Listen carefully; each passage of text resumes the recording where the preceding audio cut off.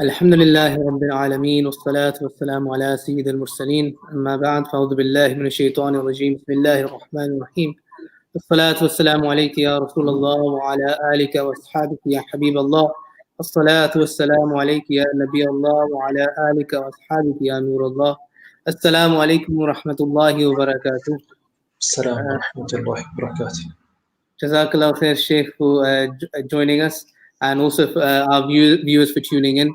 Once again, we're on Ilm City's platform, bringing you another topic on one of the, I'd say, another very topical issue that's very relevant to our everyday lives. The topic that we're going to be speaking about today is the Islamic perspective on bringing up children. And as we see, alhamdulillah, we have Shaykh Burhaan with us. Before we go into the topic, I'd like to give a brief introduction about Shaykh and their background. MashaAllah, Shaykh are from Derby. They are from a scholarly family. They started the memorization of the Quran with the scholars of Ajmer Sharif in India. Shaykh then completed his Islamic education with his honorable father, Qari Ismail Khandia. He also then traveled to Yemen to study under the scholars of Hadramaut, including Habib Umar bin Hafid, Hafidahullah, and he now is serving in a masjid in Derby.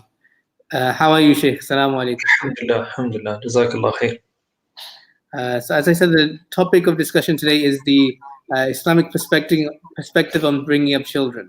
Yes. So Shaykh, my first question to you is, what does Islam say about the importance of children and having offspring? بسم الله الرحمن الرحيم الحمد لله رب العالمين وأفضل الصلاة وأتم التسليم على سيدنا محمد وعلى آله وصحبه وسلم. رب اشرح لي صدري ويسر لي أمري واحلل عقدة من لساني يفقه قولي. يا ربي بالمصطفى بلغ مقاصدنا واغفر لنا ما مضى يا واسع الكرم. Alhamdulillah, all praise be to Allah subhanahu wa ta'ala. Jazakumullah khair for the invitation of joining this gathering, inshallah, especially in this blessed month of Ramadan. Children are a great blessing of Allah subhanahu wa ta'ala, and there's many acts of ibadah that are linked to children, and from amongst those are the intercession that we expect from our children, the dua that they make for us when we leave this world, that the Prophet ﷺ says that when a person passes from this world, that there are only three things that benefit him. From amongst those are waladun salih yad'u lahu, that a righteous child that makes dua for the parent. Also, the child that precedes the parent, who leaves this world before the parent, that the Prophet ﷺ tells us that he is a means of intercession. And this is why in the Salatul Janazah, when we're making dua, we do not make dua for the forgiveness of the child, but we say, Allahumma ja'alhu lana faratan wa ja'alhu lana ajran wa dhukhran wa ja'alhu lana shafi'an wa mushaffa'a. That, oh Allah, make this child a treasure for us and a forerunner for us, and an intercessor whose intercession is accepted. Yeah? So there's that aspect. In terms of the Prophet ﷺ and children, first of all, it's a sunnah. The Prophet ﷺ got married and he had children. And this is important because other religions do not see marriage, or they see marriage as something contrary to spirituality and gaining the closeness of Allah subhanahu wa ta'ala. For example, in Christianity, higher levels of spirituality demand celibacy. And Sayyidina Isa alayhi salam doesn't get married, he doesn't have children. And so they see that as their higher ranks of spirituality, but that is not the way of the Prophet Muhammad sallallahu alayhi wasallam. The Prophet sallallahu alayhi wasallam got married, the Prophet sallallahu alayhi wasallam encourages marriage, and the Prophet sallallahu alayhi wasallam had children, and the Prophet sallallahu alayhi wasallam encourages to have children. The Prophet sallallahu alayhi wasallam says that get married and have children, for verily I will boast about you on the Day of Judgment. And this is the term Sayyid.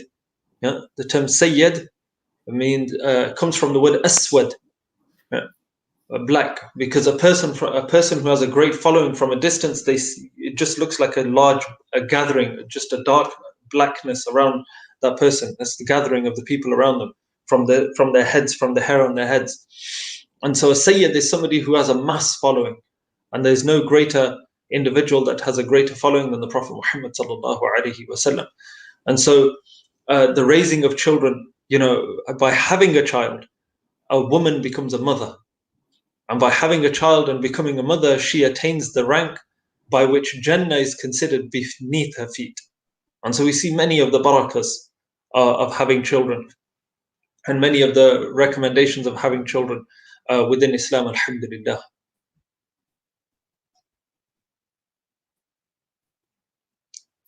تفضل.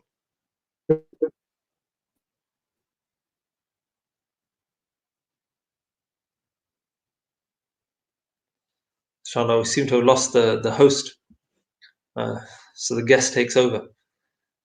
So just continuing on that topic, the question that was asked about about children, that alhamdulillah, children are an immense blessing, that a person who raises a righteous child, and we have a book by a great Imam called Imam al-Ramli, and he says, لأن زيادة لحظه في صغره زيادة لحظه في كبره. That a person who has a great amount of barakah and, or discipline and righteousness at the beginning, and is trained at the beginning, then he would have a greater portion later on in his life. This later portion goes back to the parents, that the parents who invest in their children and who encourage and nurture their children, that they will have a great portion in reward in this world and in the hereafter as well. And so having children is immense, and it's an immense blessing. They come with their own rizq, they come with their own sustenance from Allah subhanahu wa ta'ala. And when we look at the relationship that the Prophet ﷺ has with children, that the Prophet ﷺ had a very fond relationship, loving relationship with children.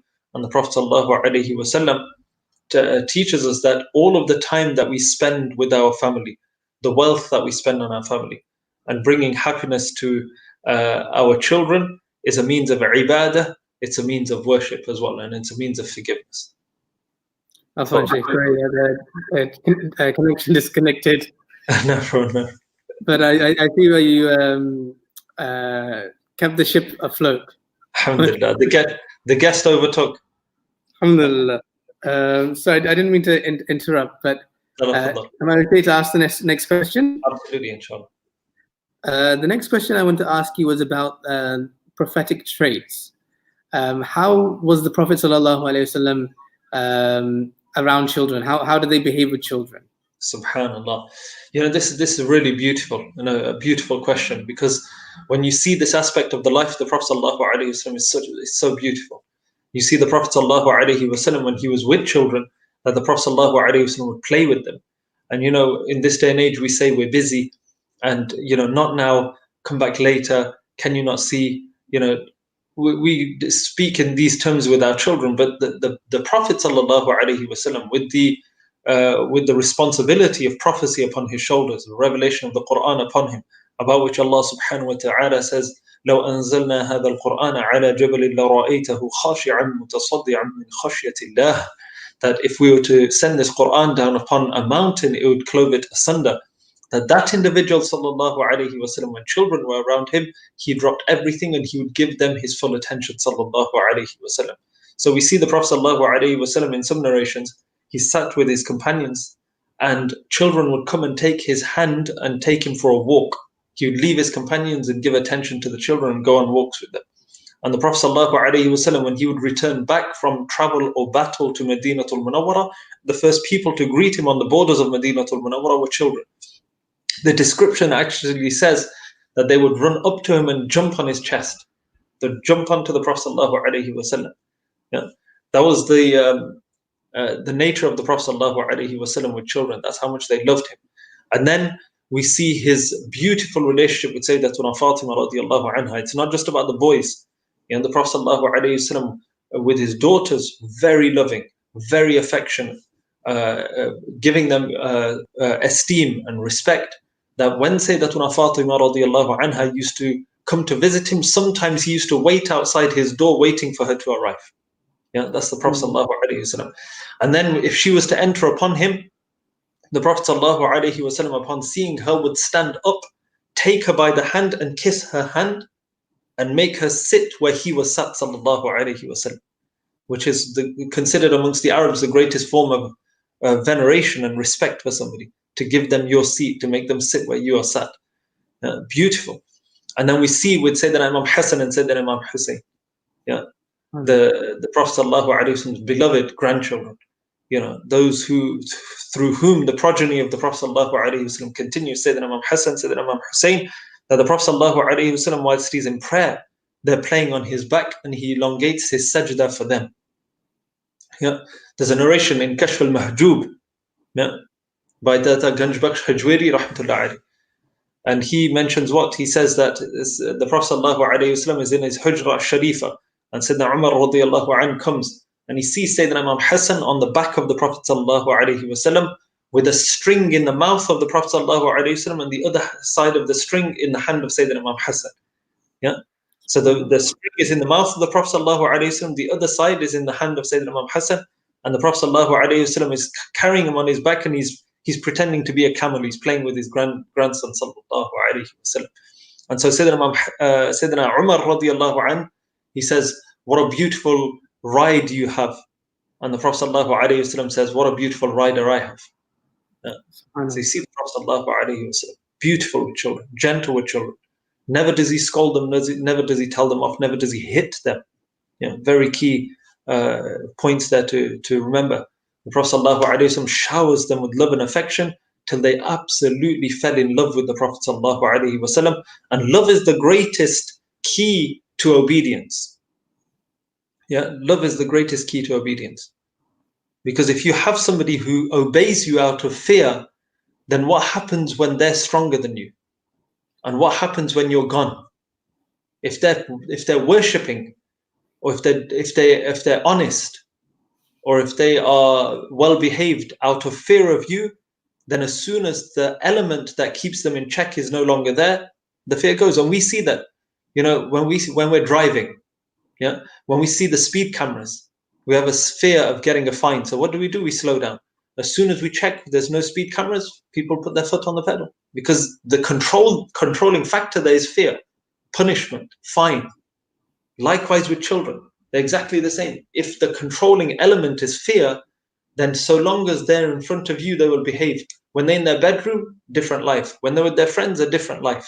If it's love by which you are filling the hearts of your children, and by which obedience to you is gained from them, then no matter where they go, that love goes with them, and they will still continue to behave no matter whether you're there or not.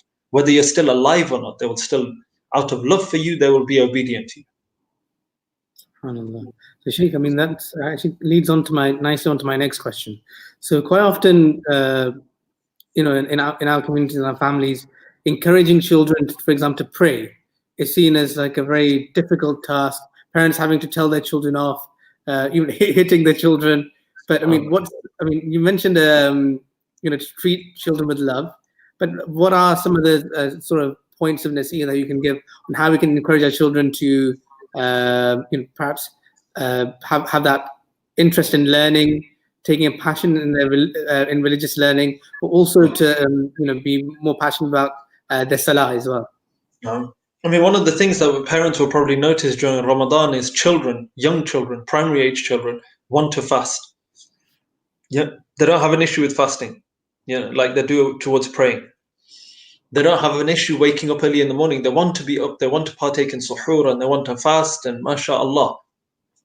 Now the reason for that is that the adults have always fasted around those children, and the children see their parents engaged in that action, and they want to share in that. Children love to emulate. That's how children are. They emulate in everything that the adult does. So point number one is be the role model that you want your child to follow. Do not be hypocritical, because children will pick up on that. If you are telling your child to pray salah, and you want them to pray with khushu', and you want them to pray with importance for salah, and you want them to pray on time, and you want them to be consistent, you have to lead that. Because your actions will speak louder than your words. If you are telling them to pray and you're not praying, you're telling them to pray and you leave your salah till the last minute, you're telling them to pray and you're rushing your salah, their salah will be exactly the same. So point number one, absolutely crucial, is that you have to lead by example. If you want them to have a love for the deen, you need to display a love for the deen. You need to have that passion. You need to have that prioritization for the deen. That's number one. Number two is Allah subhanahu wa ta'ala gives us incentives. Doesn't Allah subhanahu wa ta'ala promise us Jannah? Allah subhanahu wa ta'ala in the month of Ramadan says that a nafal is equal to a fard, and a fard is multiplied 70 times. Laylatul Qadr is greater than 1,000 months. These are all incentives that Allah subhanahu wa ta'ala gives us. When we're given that incentive, we call it, in English, in psychology, we call it the carrot and the stick. Yeah. Now, it seems from what you're describing that people have taken to just one method, and that is the stick method. Yeah? If they don't listen, let's force them to listen. Now, when you apply force and harshness to the deen, it will put a child off. And this is very dangerous. Very, very dangerous. The Prophet ﷺ, when he tells us to teach our children, he tells us to teach it with love. Direct command of the Prophet ﷺ. Teach it with love. Why?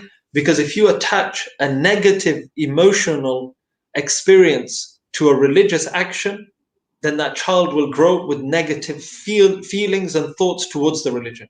If they go to the masjid and they get beat at the masjid, now you expect a child to love going there? Yeah? When they go to school, they get to play and they get to color and they get fun activities and they get praised and they get rewards and they get certificates and they get stickers. They come to the masjid and they get somebody shouting at them, telling them to sit for an hour and a half, rocking backwards and forwards, learning a language that they have no understanding of. And then we think, why they're not listening, why they're not learning, why they're not concentrating. Yeah. So we need to ensure.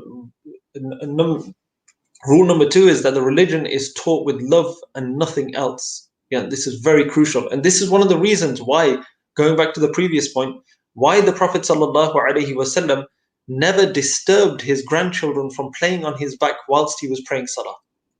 Yeah? One of the ways of understanding this point is, let's look at what could have happened if the Prophet ﷺ scolded them, told them off. Yeah.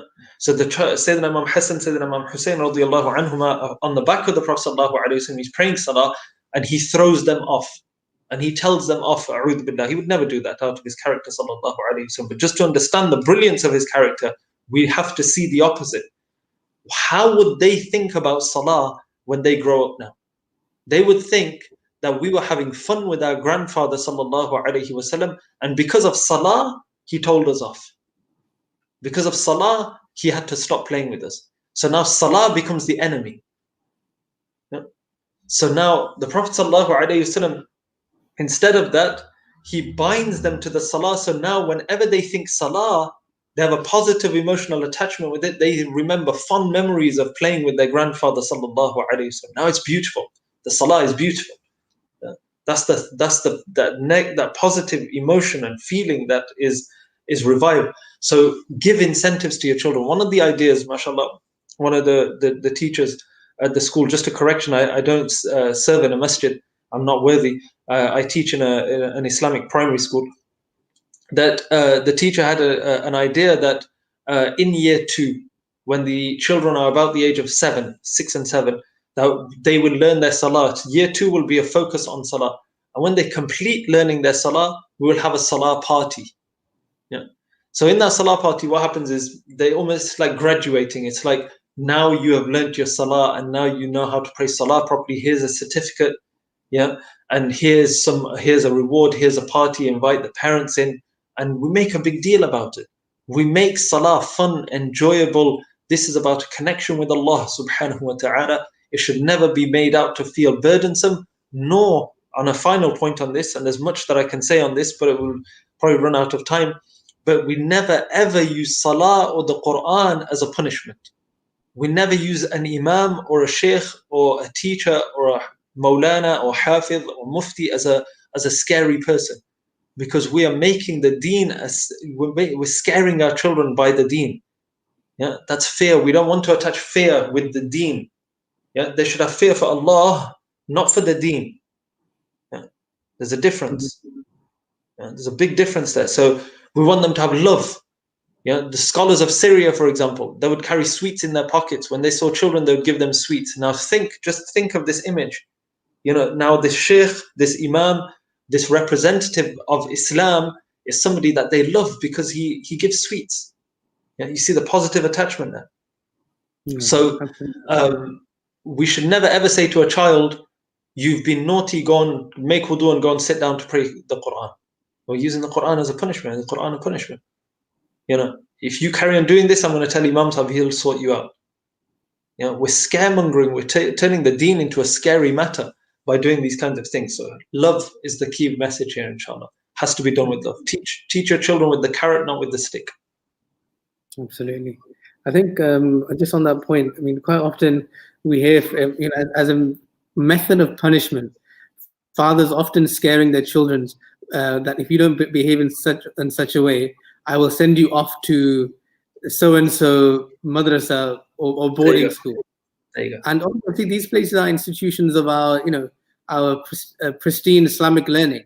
Absolutely. And using that in such a in a way of as a punishment is not encouraging at all. But how can parents actually encourage and in a way push their children toward Islamic learning?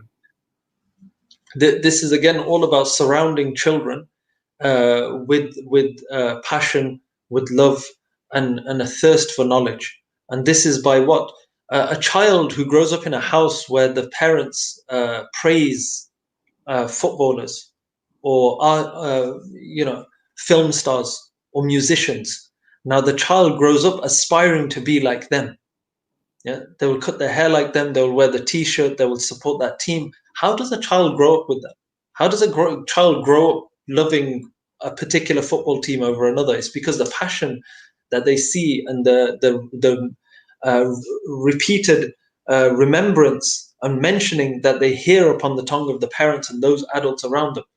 And so when you want your child to follow a particular line and a particular path, then you need to give them a skeleton and you need to give them a support to grow in that way. So if we want them to have a passion for learning, then we need to expose them to the shuyukh. We need to expose them to the scholars, the awliya al-kiram, and esteem them in their presence. Talk about them fondly. Read to them stories of Sayyidina Shaykh Abdul Qadir al-Jilani rahmatullah alayhi. Read to them about sacrifices he made. A lot of times we see the end result and we see what the great Imam and the great Shaykh and the great Sayyid achieved at the end. We don't see the struggles that he went through to get there. How was he when he was a child? So we give them role models and examples and stories by which they have now a longing to be like them. These are like superheroes. Nowadays, the superheroes of our children of the past, traditionally, what did children read?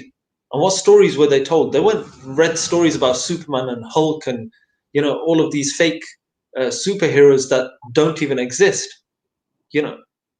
But what they were read and what they were taught and the oral tradition that was passed on to them was the stories and the narrations of the Sahaba al-Kiram. These are our stars. Ashabi kan nujum. That the stories of the awliya were read to them and narrated to them. So now they had this fondness. These people were like, wow, I want to be like him. I want to grow up to be a scholar now. And so we need to ensure that we read to them the stories of the Salihin and we expose them to the journeys that they went on and give them points that they can relate to in their childhood. What was the Shaykh like when he was a child? What was Sayyidina Ali karramallahu wajhul kareem like when he was a child? Beautiful, we have many examples. How was Sayyidina Fatima radiallahu anha? As a child that the children can now relate to and they know what kind of a person they need to be in order to achieve a lofty status later on. So inshallah, we need to expose them to positive role models who they will aspire to, and we need to praise these people now. Give them the focus, talk about them often, inshallah. Absolutely. And Sheikh, the family unit is often the first school for a child. And obviously there's two parts to that. There's a mother and the father. So how can we, how important is it that we choose the right spouse who has those certain traits within them that can then be passed on to the children? And how important is it, and what sort of traits should we be looking out for in a spouse that can then be passed on to children? Absolutely crucial, and this is something that I recommend to the youth and the youngsters when they're looking to get married, is that when you're choosing a spouse, remember this, that you're choosing for yourself a wife, and or a woman, she is choosing for herself a husband. At the same time, you're choosing somebody who is potentially the mother of your children or potentially the father of your children, somebody who is going to become the sister, the daughter-in-law or the son-in-law to your parents. So when we make a decision of marriage, it's not as simple as you and I. There are far greater implications of your marriage to this person than just you and them. There's other relationships that are affected by that.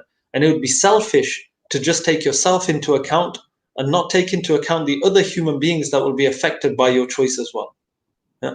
So now you need to look at, just as when you're looking at what do I want from a spouse, look at what would my potential child want from a mother. Or for a woman, what would my potential child want from a father? What kind of qualities do they need? Number one, there needs to be that adherence to the Sharia, and not something that is done, as a token gesture, something that's done genuinely with passion, with love, with firm conviction within the deen. I would recommend that a person gets married to somebody who has grown up with some tarbiyah. That the youth, whether it's a girl or the boy, they have some element of tarbiyah where they have been connected to one of the shuyukh, they have attended some religious gatherings, and they have a nurturing of how they should behave according to Islam. That's number one. Number two, when it comes to the qualities, you're looking for good character traits. You don't want a person who is displaying religiousness, but they're harsh, they're strict, they're inappropriate with the language that they use. It's better that you have somebody of good character, who fulfills the fara'id, but it may not be, they may not be an alim, they may not know lots about the deen, but at least they have that love for Allah subhanahu wa ta'ala and the Messenger sallallahu alayhi wasallam, and they are of good character. That is the main thing that we're looking for within a spouse, is a person with good character. After that, especially when a child is growing up, at that level of deen that they need, it's not much that they need to know. As a child is growing up, as long as they have a passion for education and they have a passion for learning, and they want to nurture their child, nurture their child towards Allah subhanahu wa ta'ala, then that is sufficient. And this is the question that you need to ask your spouse. What do you want, your child to become when they grow up? What do you want your child to become? Because what their intention is will give you an indication of how they will be as a parent. If they say, well, I want my child to be a doctor and I want my child to be academically successful, and they don't mention the deen, then that's all good, but this person does not have the balance. The balance in Islam that we're looking for is that this person is physically, mentally, and spiritually fit. That the child is nurtured in all three of those domains. We're not saying that we just want our children to be religiously educated and ignorant academically. No, that's not what we're saying. Islam is all about a balance. So you want somebody who is on the same page as you. If they want them to be academically successful, but they don't really care about the deen, I'm not really that bothered if they learn about the deen, whereas you have that as a priority, then there's no compatibility there. There's no compatibility, and you are doing a disservice to your children. You may think, yes, this person is very good for me as a spouse, but if you recognize that they will not give them the religious teachings that they deserve as children, then you're doing a disservice by marrying this person and making them the potential parent of your children. Absolutely. Shaykh, another question is, and actually before I ask this question, just to encourage our viewers that feel free to put a comment. If you have any question that you'd like to put forward to Shaykh, then feel free. We can see them and we can put them forward as well. Shaykh, I want to ask you, what's the importance of teaching our children adab, and how important is that as a foundation for our children's character? Adab is, in Arabic, is وضع الشيء في محله, is to place things in their correct place. So you place your parents where they deserve to be placed in terms of esteem and respect, and you place your friends where they deserve to be placed in terms of,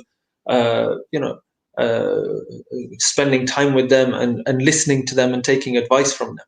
And one of the calamities of this day and age is that we have put things in the wrong place. We have put children above parents. We have put teachers below parents. We've got the whole order all over the place. If you look at the way secondary school children deal with teachers, for example, there's no respect there. There's no esteem or reverence for their teachers whatsoever. And so adab is absolutely crucial. Yeah, the Prophet ﷺ says, "Addabani Rabbi fa ahsana ta'dibi." My Lord taught me manners and He perfected my manners. Yeah, and the Prophet ﷺ mentions that إنما بعثت لأتمم مكارم الأخلاق. That verily I was sent to perfect good character. Yeah, character is another way of explaining adab as well. And so the mission of the Prophet ﷺ was to teach good manners. And the Prophet ﷺ says in another hadith that the heaviest things on the scales on the day of judgment is husnul khuluq, yeah, is good character. Heaviest things. Like I mentioned earlier, you don't want somebody who's religious, but they're harsh. You know, religious in terms of outer routine and habits. They pray, they give zakah, they fast, they go on hajj, but you know they have that scary face on, that strict face on. That's not from the deen. Yeah, person should be latif, should be gentle, should be of good character, should be of a welcoming nature. And so good character is absolutely immense. When we look at the hadith of the Prophet ﷺ specifically relating to children, and we're talking about adab, the Prophet ﷺ says, "Addibu awladakum ala thalathati khisal." Yeah, train your children. Yeah, adab requires training. It doesn't come overnight. It requires repetition. It requires training. It requires scaffolding. It requires nurturing. And this is what tarbiyah is. This is what raising a child is. The Prophet ﷺ says, "Addibu awladakum ala thalathati khisal." Raise your children and inculcate with them, give them the adab of three things. Number one, hubba nabiyikum, the love of the Prophet ﷺ, wa hubba alihi, and the love of the family of the Prophet ﷺ, wa tilawat al-Quran. فإن حملة القرآن على منابر من نور يوم القيامة. Yeah, that the love of the Prophet ﷺ, the love of his family, and the recitation of the Quran, because the reciters of the Quran will be on minarets of light on the day of judgment. So the adab, it begins with Allah and the Messenger sallallahu alaihi wasallam. We teach our children that they belong to Allah and their obedience belongs to the Prophet Muhammad sallallahu alaihi wasallam. We teach them that I'm just your caretaker. Allah has given me the responsibility to look after you on this earth, and He has made me your parent. I'm your guardian. I am the one accountable for you on the day of judgment to Allah subhanahu wa ta'ala. Other than that, you belong to Him. You don't belong to me. Yeah.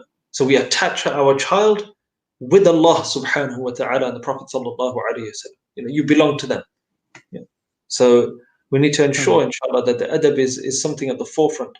And we need to display that, gentleness in speech, forgiveness in our nature, loving features within our daily routines with our children and those around us. We need to model these character traits in order for them to then absorb them from us. SubhanAllah, Jazakallah for that, Shaykh. You mentioned about treating children with love and affection, but also a natural part of of being a human is making mistakes, and children are no different. So when children make mistakes, what role do parents play in being in that school and teaching them on how to learn from those mistakes?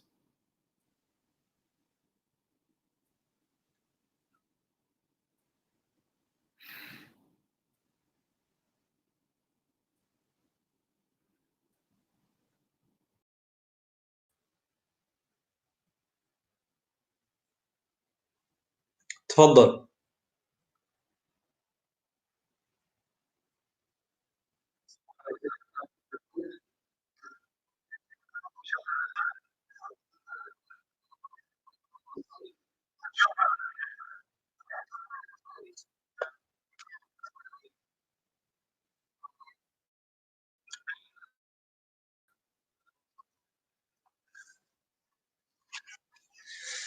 Relationship of children with parents, then we can draw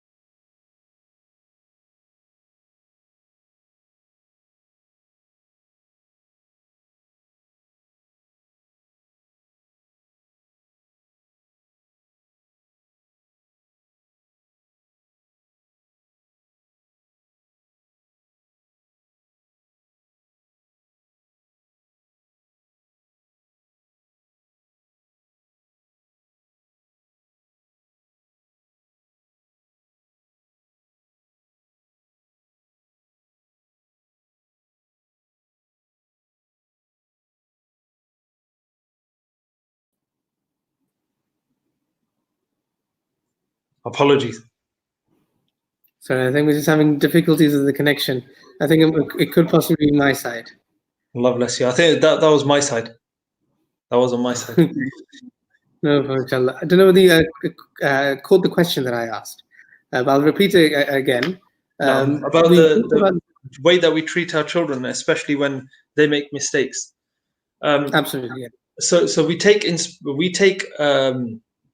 guidance from Allah subhanahu wa ta'ala on this. That the creation of Allah subhanahu wa ta'ala, even though Allah subhanahu wa ta'ala is free from having a partner, and Allah subhanahu wa ta'ala is free from having children, Allah subhanahu wa ta'ala refers to the creation or human beings as his children, iyalullah. And we don't necessarily use the term children, but what we mean by this is the dependence of Allah subhanahu wa ta'ala. They are dependent on Allah subhanahu wa ta'ala. Now, when we make a mistake, how does Allah deal with us? Yeah. Does Allah subhanahu wa ta'ala punish us immediately? Does Allah subhanahu wa ta'ala expose us? Does Allah subhanahu wa ta'ala embarrass us? Or does Allah subhanahu wa ta'ala give us chance after chance after chance? Yeah. Yes, there comes a point where sometimes punishment is required, because sometimes there's a limit to, forgiveness, and there's a limit, and sometimes for the out of mercy for that person, they need punishment in order to keep them in check. Yeah, because their nature has become corrupted somewhat, and it needs to be brought back into check again. And so the first thing here is the first resort should never be punishment. Never. Because if you use your final resort first, what happens after that then? Where do you go after that? You've got nowhere else to escalate the issue. Yeah. So the first port of call is love. Yeah, gentleness. Remember, your children are work in progress, they are not adults. We as adults, we still make mistakes. We still make mistakes. Yeah. How can we expect perfection from our children? And the very nature of children is that they need repetition. Yeah. And in Arabic they say بِالتِّكْرَارِ يَتَعَلَّمَ حَتَّى الْحِمَارِ. With repetition, even a donkey will learn. Yeah. So we need to repeat sometimes, again and again and again. Yes, we need to keep reminding them, don't eat with your left hand, eat with your right hand. Read Bismillahir Rahmanir Rahim. Have you brushed your teeth? Yes, we have to do that. But that's what parents had to do with us until, alhamdulillah, one day it clicked. It just clicks. One day it just clicks, and alhamdulillah, you're able to do it without having to be told. So the first port of call is always rahmah. Next is, if the child is still not listening, then we need to look at the root cause of the issue. What is it? Do they not understand? Is there lack of clarity? Are they distracted? Do they not understand the purpose behind what I'm asking them to do? So we need to try and mitigate the root cause of that issue. And we speak to them and we explain to them, look, my son, this is why we eat with our right hand, because the Prophet ﷺ told us, and this is how he used to eat. Let's eat with our right hand. Or why do we need to brush our teeth? It's very important to brush our teeth, for hygiene and to preserve your health. And so we try and look at the underlying cause and issue behind that. Yeah. In this country anyway, especially, yes, in an Islamic country or certain countries, there is permission to strike one's child. That there is permission. We're not going to shy away from mentioning that within the deen, but this is an absolute last resort. And even that has conditions. You cannot strike your child in the face. You cannot strike your child to the extent that it leaves a mark or a bruise. It's not really a hit. You're not really hitting your children. It's just reprimand. It's like what we call it. I tell you, the best way to explain it is a slap on the wrist. In English, when you say, give me a slap on the wrist, that's it. It's that. That's what the hit is. Yeah? It isn't something that is traumatic, because if you hit your child and you're very harsh with them, the child will forget what they've done wrong. They will just be lost in the trauma of being hit by the parent. It's very traumatic for a child. They don't understand. So we need to ensure that we put checks and boundaries. For other children, you may need to give them incentives. And now we have techniques, things like star charts, things like that. Always use positive praise. Always praise your child for when they do things right. A lot of the time, children throughout the day, if you analyze the life of a child, mashallah, 90% of what they're doing is right. But the child, unfortunately, miskeen, he always gets picked up for doing the wrong thing. The 10% of mistakes that they make, that's what's focused on, and that's what's given the attention all of the time. Why did you do this? How many times have I told you? And that's what the focus. But we didn't praise them for all of the good things that they did. Now, if we start praising them for doing the right thing, then that will give them that encouragement to always do the right thing, because they crave the praise of their parents. They really do. They really crave the attention of their parents. So, inshallah, I hope a few points there of benefit, inshallah. Absolutely, definitely. Very well, alhamdulillah. Sheikh, how can we make sure that we treat our children equally? By recognizing who these children have come from. Yeah. These children are from Allah subhanahu wa ta'ala. Yeah. There is no one child greater than anybody else. They didn't come from anybody else. They came from Allah subhanahu wa ta'ala. Whenever you receive something from Allah subhanahu wa ta'ala, you treat it with the same reverence and respect, regardless of what it is.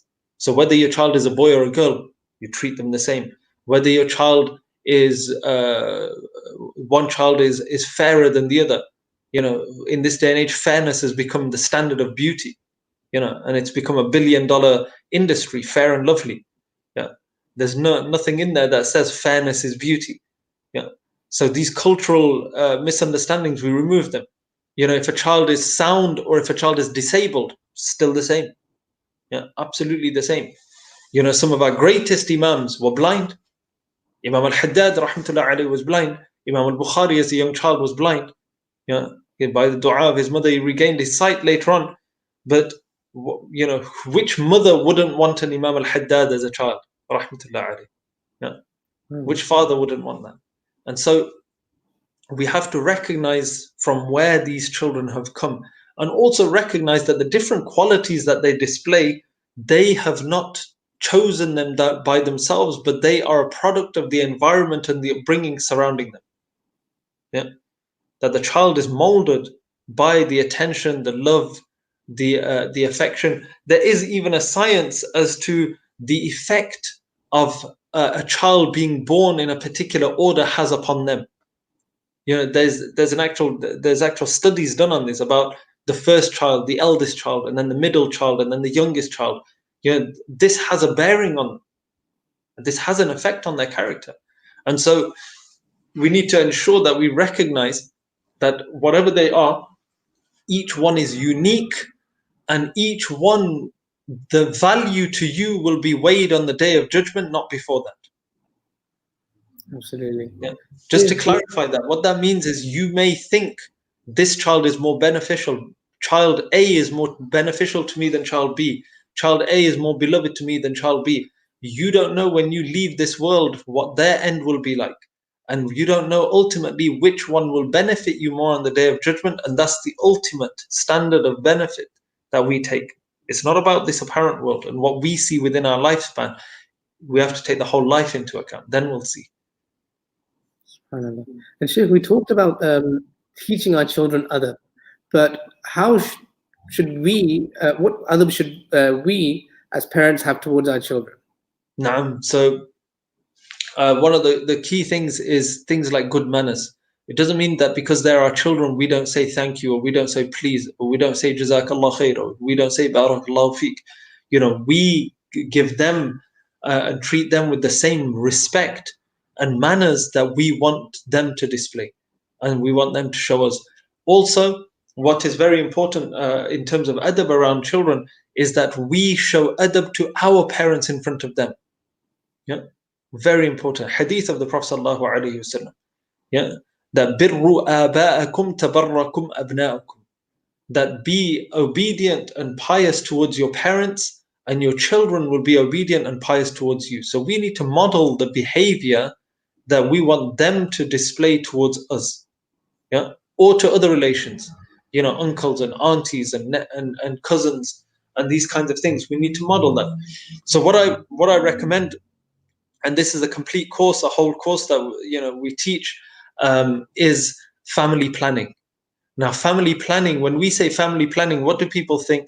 When do I want my child to be born? Do I want it to be a boy or a girl? Am I going to paint my room pink or blue? What kind of clothes are they going to wear? This is what the extent of family planning is. Family planning is to sit down with your spouse and write down on a piece of paper, what kind of qualities do you want your child to have? You want them to be honest. You want them to be caring. You want them to be selfless. Yeah? You want them to share. You want them to be generous. You want them to have these qualities. Now you have that in mind. Now you then ensure that you partake in those activities yourself and display those character traits yourself. And as your child is growing up, you involve them in those activities. For example, if you want them to be generous, when you go to the masjid, you let them put the money into the masjid box, or you take them to give money to the poor, or you take them to visit the sick if you want them to have empathy. You take them to go and visit those people who are living on the streets and give out charity to them. Now, these qualities and these activities inculcate those qualities that you have put on your family planning chart, that sheet that I mentioned at the beginning of this, the answer of this question. It doesn't happen by wishful thinking. We don't just say, I want my child to be this, and by magic they will become that. No. You have the aim, you have the future idea, you have the trait in mind, then come back. So you have the future of what you want your child to be. Now come back step by step. What do I need to do, and what do I need to involve them in order to develop each one of these character traits? Do I need to read them a story about not lying, for example, the boy who cried wolf? Yeah, the honesty of Sayyidina Shaykh Abdul Qadir al-Jilani, rahmatullah alayhi, when his mother sends him to study and says, look, my child, never lie. And then the thieves stop him and they ask him, what do you have? And he says, I have golden coins. And they said, well, if you didn't tell us, we wouldn't have known. But he said, my mother told me never to lie. And so they all made tawbah at his hands. These kinds of stories that we tell them, and experiences that we inculcate into them. So they deserve to be taught by us these manners, and they deserve that we plan this for them, and that we display those character traits either in ourselves or in the form of stories of those greats that went before us. SubhanAllah.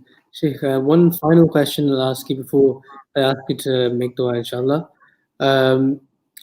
We are living in a very rapidly changing society, and there's all sorts of new challenges being faced by our children that we ourselves didn't face when we were their age. No. I'm alluding specifically to, for example, there's one example is the school curriculums, for example. How can we make sure, or at least try to protect our children from them, from these sort of drastically changing parts of our society? Yeah, I think what's very important is that our Islamic curriculum addresses the changing challenges that our children face. We cannot have a curriculum that's based in the scenarios or the circumstances of the past, nor can we have a curriculum that was based in a different country. So time and location are very, very key. We need to recognize what day and age we live in and the challenges. We need to recognize what country we live in and what kind of challenges that poses to us. Not just challenges. Let's not look at it always as a negative thing. What opportunities does it give us? Yeah. So we need to now reflect, the curriculum, the Islamic curriculum of a child living in an Islamic country is very different to the curriculum of a child living in a minority. They need to have a sense of identity. They need to be taught who they are as a Muslim. What does it mean to be a Muslim? They need to be taught how does a Muslim behave around people that have differences of opinions, difference of religions around them? How do they deal with that? Now, that's not necessarily a focus point or a priority in predominantly Muslim countries, because it just surrounds them. They just naturally absorb it around them. But for a child who's growing up as a minority, the Islamic curriculum and the madrasa system and the teachings in the masjid after school need to mirror what they're learning in school and give them the Islamic perspective. So if they're learning about gender relations, or if they're learning about atheism, or if they're learning about evolution, and they're learning about these kinds of things, that they can be respectful, about these differences, but they can also be confident in their Islamic position and be able to present the Islamic position, in a respectful dialogue within school. They should be able to voice their opinions. And we have, freedom of speech. So under freedom of speech, they should be able to say respectfully, look, I know that's your opinion. I know this is the law within this country, but this is what we as Muslims believe. This is what I believe in, and this is the reason why. And they should be able to give articulate, educated reasons behind the Islamic teachings that we believe in. And so this is very crucial. If we see that there is a new challenge within schools, then the Islamic curriculum needs to change to adapt to that as well. We don't just, we have a few options. If people don't want to send their children to schools, I mean, that's a reality that they're going to have to face, is that these are the certain things that are going to be taught in curriculums. Now, either they don't send them to school and they create some form of alternative provision, but let's be realistic, for the vast majority of people, that's not an option. The best viable option is that the madrasa curriculums or the Islamic curriculums, or the parents, this is ultimately the responsibility of parents, really is. They cannot sublease this to somebody else. It's very important that parents do not bury their head in the sand, and they do not shy away from these kinds of topics. Children are exposed to them.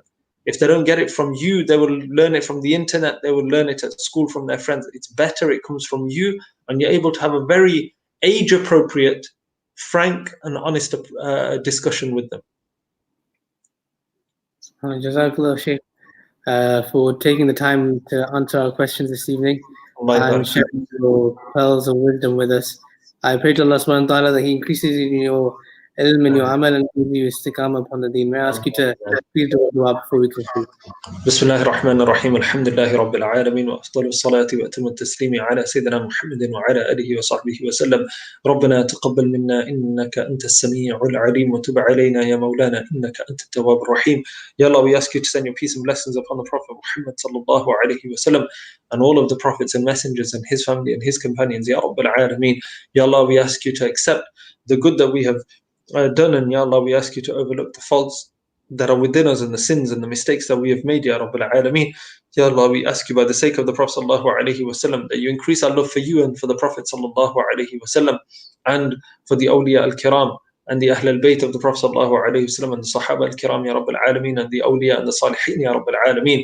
Ya Allah, we ask you to guide and bless our children, Ya Rabbil Alameen. Ya Allah, protect them and preserve them, Ya Rabbil Alameen. Ya Allah, keep them steadfast upon Islam, Ya Rabbil Alameen, and Ya Allah, make them individuals who carry the true light of this religion and who spread this religion in all of the lands and wherever they may go, Ya Rabbil Alameen. Allow them to be true representatives of Islam and true representatives of the Prophet Muhammad sallallahu alaihi wasallam. And Ya Allah, we ask you to reward parents for what they do in striving to raise their children. And Ya Allah, we ask you to guide them to fulfill their responsibility in the best of ways, Ya Rabbil Alameen. Ya Allah, we are weak, and Ya Allah, we are deficient and we are sinful. We turn to you, Ya Rabbil Alameen. And Ya Allah, we ask you by your power and your might and your generosity and your guidance to guide us and look after us and take care of us, Ya Rabbil Alameen. Ya Allah, we ask you to send your peace and blessings upon the Prophet Muhammad sallallahu alaihi wasallam, the one best of character and most beautiful of form, most eloquent of speech, sallallahu alaihi wasallam, and all of his pious family and his companions, Ya Rabbil Alameen. Subhana rabbika rabbil izzati amma yasifun wa salamun ala al-mursaleen walhamdulillahi rabbil alameen. Jazakumullah khair. Barakallahu feek. Assalamu alaikum wa rahmatullahi wa barakatuh. Assalamu wa rahmatullahi wa barakatuh.